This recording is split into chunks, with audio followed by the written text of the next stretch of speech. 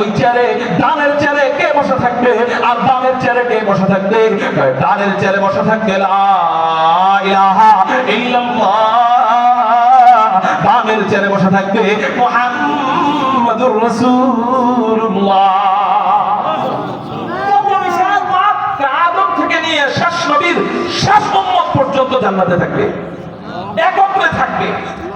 এই হাদিসটা যখন বলতেছিলেন সাহাবায়ে কেরাম তখন প্রশ্ন করলেন, ইয়া রাসূলুল্লাহ, ইয়া হাবিবাল্লাহ, আপনারা আমাদের থেকে ইয়া রাসূলুল্লাহ, ইয়া হাবিবাল্লাহ, জান্নাতে এত বড় মাঠের মধ্যে যেই মাঠে হযরত জিবরাইল ওড়া শুরু করছে, 600 টাকা দিয়ে ওড়া শুরু করতে পারে, মাঠ শুরু করতে পারে?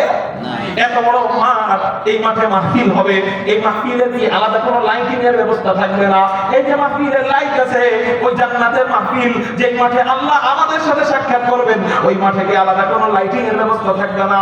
নবীজি বলেন না, ওই দিন আল্লাহ জান্নাতের ওই মসজিদ নামক মাঠের মধ্যে কোনো লাইটের ব্যবস্থা রাখবেন না।